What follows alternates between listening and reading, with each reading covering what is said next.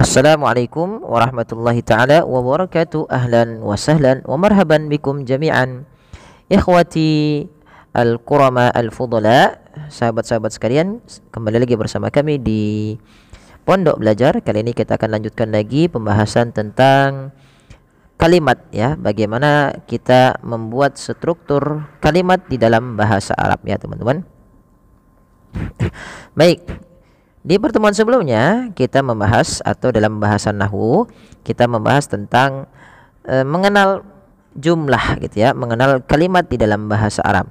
Kalimat atau cara membuat kalimat di dalam bahasa Arab itu ada dua cara.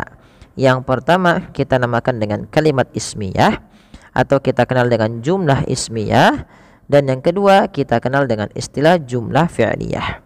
Kali ini, pada sesi kali ini kita akan membahas yang namanya jumlah ismiyah. What? Apa itu jumlah ismiyah? Baik, atau kita diterjemahkan dalam bahasa kita adalah kalimat ismiyah. Kalimat ismiyah yaitu adalah kalimat yang diawali dengan kata isim, atau dalam definisi lain, makanat fi sadaratiha al-ism. Ya, apabila ada di awalnya itu huruf-huruf isim, maka dinamakan dengan jumlah ismiyah. Yang selanjutnya, sahabat Villa, biasanya pola pembuatan kalimatnya itu adalah dengan bentuk pola isim plus isim, gitu ya, isim dan isim. Contoh misalkan pada lafal kata Zaidun qaimun. Zaidun qaimun artinya Zaid berdiri, ya, Zaid berdiri. Kita lihat pembentuk katanya, Zaid merupakan kata isim, qaimun juga kata isim. Nah, kedua-duanya terbentuk daripada isim. Meskipun nanti ada beberapa pengecualian, ada musawwaghatul fi'il, ya, maaf.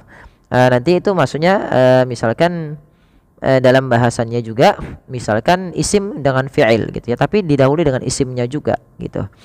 Contoh misalkan di sini nanti Zaidun qoma, ya. Zaidun qoma. Tapi biasanya kebanyakan dalam struktur pembuatan kalimat ismiyah atau jumlah ismiyah itu terdiri dari mubtada dan khobar, atau dua isim yang gabung, gitu ya. Contoh kata Zaidun qaimun artinya Zaid berdiri. Nah, kata Zaidun ini kalau di dalam bahasan nahwunya termasuk dikategorikan menempati posisi namanya mubtada. Mubtada itu apa? Yaitu isim marfu' atau kata atau isim marfu'un fi awalil jumlah. Isim yang marfu' atau kata yang mengawali sebuah kalimat. Nah, ini kurang sedikit. Isim marfu' di awal jumlah, di awal kalimat. Nah, di awal kalimat kita. Kan kalimatnya Zaidun qaimun. Nah, Zaidun posisinya di awal. Maka itu biasa kita kenal dengan istilah namanya mubtada. Mubtada itu adalah, kalau kita jelas, adalah kata awal dalam sebuah kalimat.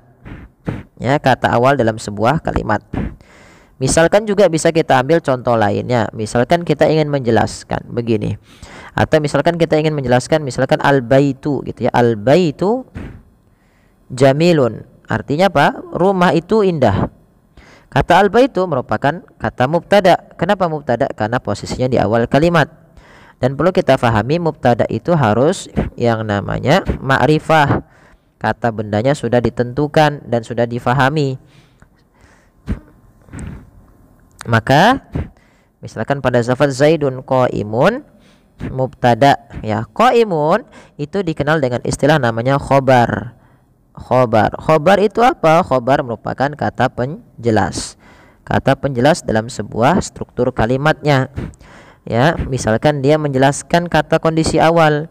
Ya, misalkan ada Zaidun. Zaidun kenapa? Berdiri, maka Zaidun qaimun.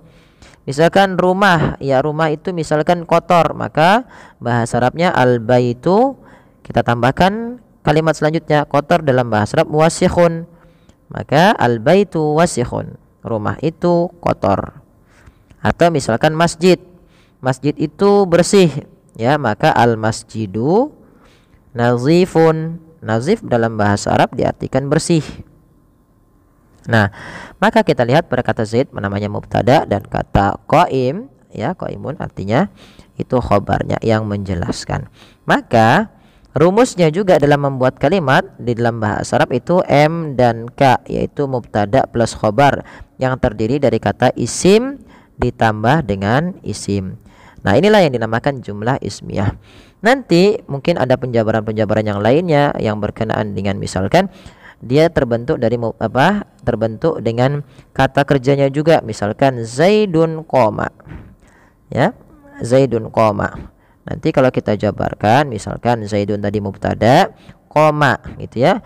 Ini adalah fi'lun madin, ya fi'il madhi mabniun 'ala sukun fi mahalli, menempati posisi yang namanya mubtada. Ya, demikian teman-teman, mudah-mudahan bermanfaat bagi sahabat sekalian bagaimana cara kita membuat kalimatnya. Nanti kita akan ada banyak rumus-rumus yang harus kita fahami. Jadi rumusnya apa teman-teman? Rumusnya adalah M dan K di dalam membuat sebuah kalimat dalam bahasa Arab. M itu mubtada, K itu khobar, maka rumusnya M plus K, mubtada dan khobar. Baik, mudah-mudahan bermanfaat bagi sahabat fillah dimanapun berada. Kurang lebihnya kami mohon maaf. Subhanakallahumma wa bihamdik, asyhadu an la ilaha illa anta, astaghfiruka wa atubu ilaik. Ya, wabillahi taufiq. Assalamualaikum warahmatullahi wabarakatuh.